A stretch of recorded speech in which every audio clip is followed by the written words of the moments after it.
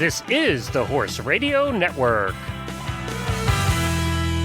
This is episode 613 of Horse Tip Daily. A different horse tip, a different equine topic, a different equestrian expert every day. Horse Tip Daily brings the world of equine knowledge to you, one day at a time. Today's tip is brought to you by EquestrianCollections.com.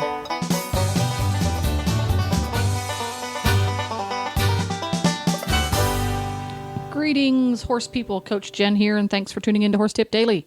Today's tip is about preparing your driving horse for heading out on the trails. It's an excerpt from episode number 35 of the Driving Radio Show here on the Horse Radio Network. It is presented by the American Driving Society. But before we get to our tip, a word from today's sponsor, EquestrianCollections.com.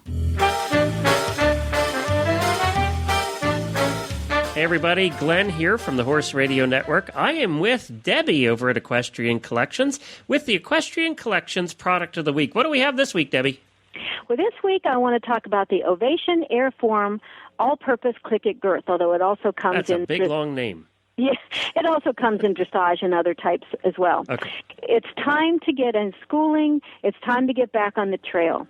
And the thing about this girth that I find wonderful is that it has a spring load in the buckle so that it's so easy to adjust and so easy to adjust from the saddle, which oftentimes when you're on a trail ride, you're going to need to go ahead and adjust your girth halfway through, and this is so easy. All you do is reach down, and the little spring form thing puts the little click-it thing in the hole, and you don't have to get off, and you don't have to worry about it.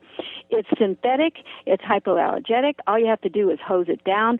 It's inexpensive. It's a schooling girth, but it comes in a lot of sizes that the other girths don't come in, all the way up to a 50 and a 60. Wow. Which you don't find. And I highly recommend it. My horse loves it. I had a hard time finding a comfortable girth for him for trail riding. I put this on it, and it's made a huge difference. You've had a couple reviews, too, on your website. Holly says this girth is awesome. Tightening or loosening it from horseback is so easy. The price is great, too. Love it. This is around $40, people. $39.95. Yep, and that's the Ovation Airform All-Purpose Click-It Girth, and that is from EquestrianCollections.com. Just hop onto Equestrian Collections and type in Ovation Airform Girth, and you'll find it.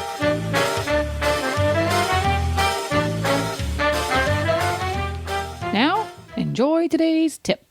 And everybody's itching to get back on the trail. So I thought we might discuss a few little tips for helping to make your trail driving experience a safe one. Okay, cool. That's the thing I like to do. That's my favorite. I do too. I enjoy very much trail driving. I have done some distance drives before with my little pony, and they are a ton of fun because it's no frills, no muss, no fuss, and you just get out and drive a lot, and they're very fun.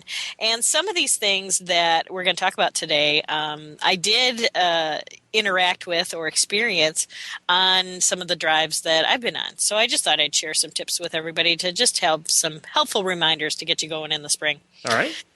The number one ultimate ADS rule is never, ever remove your bridle while your horse is hitched to the carriage.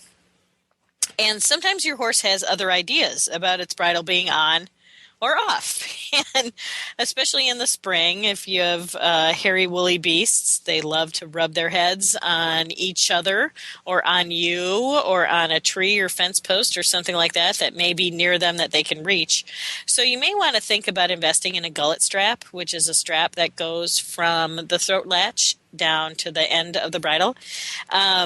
Underneath to the cavesson, and you can attach that so the horse has a harder time of rubbing it off. If you don't want to invest in something like that, the other thing you can always do is braid a piece of their mane through their bridle so they have a harder time of trying to rub it off when it's more attached to them, because that's really a number one. I always went with the strap. I wasn't so good at braiding.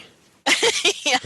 And, well, my ponies have shorter manes, so I don't have the braiding thing. But I have had a horse rub a bridle off while standing there. Luckily, she was tied up and wasn't hitched, but she did rub it off in a heartbeat. And it was like, wow, can't believe that thing fell off that fast.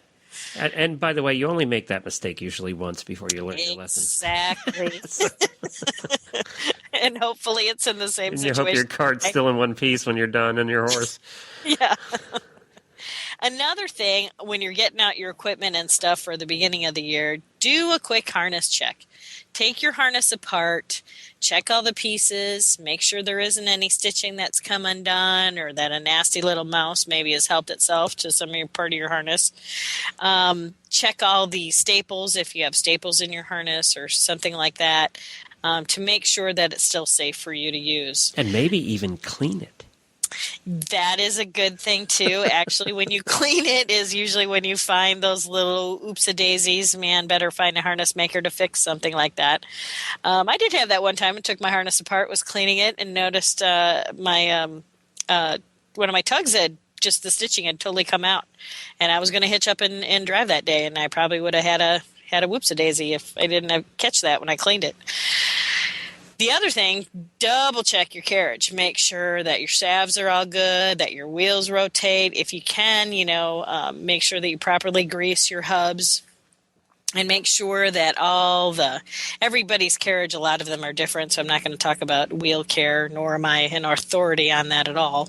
That's my husband's job. But it's a good idea to check and make sure that if you have brakes, that you have brake fluid, that they're not seized up through the winter, anything like that, because you definitely don't want to have an accident based on your carriage not being working properly. I violated one of these. I'm looking at your list here. It says, do not lead your horse from the ground while it is put to a vehicle. I think we've all done that. Yeah, that's, because if they spook or something like that. I know. I know why you're not supposed to. I think we all know why we're not supposed to do a lot of things, but sometimes the rules get bent a tad, and we just want to have that chance to remind ourselves that, expect the unexpected and be prepared so you can drive again another day. A trainer up in the Massachusetts area, Mark Johnson, I think he's been on the show, in fact. Yep. Mark told me a saying one time that I remember very well, and it's very cute. It says, a good day of driving is a day that you can reuse your equipment. So it makes sense to take care of it and make sure that it doesn't get broken because of some inadvertent thing that you forgot. Yeah, and I'm looking at some of the others here too. The slow-moving vehicle sign, of course, is a big fight in Kentucky and Ohio about that right now, and Indiana with some of the Amish. But I certainly wouldn't go on a road without it. I was just going to say, and in Pennsylvania, because we had so many hills, we actually, depending on where we were going, we'd put the bicycle flag up. Just because we had so many hills, if somebody's car came over the top, and didn't see you, you were done. So bicycle flags are great. Even now, they have these great little clip-on strobe lights for bicycles. Yep. That fit perfect around the piping on a carriage. I use them all the time on my marathon vehicle. I just attach them onto the back of my carriage, so I've got little flashing lights on the back. Inexpensive, they're $10 or $12, but I have to drive on a very windy road, not up and down, but side to side, and so there's sometimes when there's blind curves, and people come around those curves pretty quickly, and hopefully that'll attract their attention enough to slow down and be careful of me. There is one more on here I want to mention, and that we don't always think about, is if you meet a rider, stop the carriage. Riding horses are often afraid of you. I've been going out so much. I used to be the only carriage with a bunch of riding horses when we go out, for trail rides, that I got so used to just being around riding horses that you do forget that some of them just don't like their carriage. Right, and actually something that you also wouldn't think about that I experienced was they're afraid of your whip. Yeah, I didn't think about that because it's so long and everything. Yep, I had a rider that asked me. I stopped and I'd pulled over to the side of the road, and her horse was kind of having a hissy. And, I said, is there something I can do? She said, I think it's your whip. So I moved my whip to the other side of my horse so her horse couldn't see it, and then he walked by me just fine. That's a good point. Yeah, that makes sense. Yeah, something that we consider, it's a tool for us. It's a training aid. It's an extension of your leg, our whip. Your whip is just part of your hand. To another riding horse, they may have never been worked with in that sort of respect, and that snaky thing out there might be a little scary for them. Right. Well, these are all great. Now, where can people find the rest of this list? This is a list that's provided by the American Driving Society, and it's on the Trail Guide page on the American Driving Society website, americandrivingsociety.org. There you go. Head on over to the americandrivingsociety.org. They've got boatloads of great information over there. And thanks to Glenn and Susie for bringing that tip to us. If you love carriages, carts, hitches, and horses, you can tune into the Driving Radio Show every week. Just go to drivingradioshow.com and you can hear Dr. Wendy Ying and Glenn the Geek chatting about everything driving. Don't forget to support our sponsors here on Horse Tip Daily because they make these podcasts possible. Today's sponsor has been EquestrianCollections.com, where you can find the Ovation Airform Click-It Girth, a fantastic idea if you ask me. Please stop by the Horse Tip Daily Facebook page and let us know what you think of the tips you hear on the show. It's also a great place to tell us about topics you'd like to hear us cover on the show.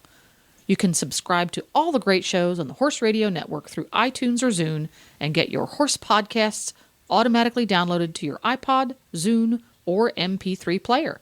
You can also listen to the shows right on Facebook. The player's right there every day. I'll be back again tomorrow with another new expert and a different horse tip. Until then, go ride your horse! The Horse Radio Network and the Horse Radio Network hosts are not responsible for statements of guests or their opinions. Use your own judgment when listening to the tips provided by the experts on Horse Tip Daily.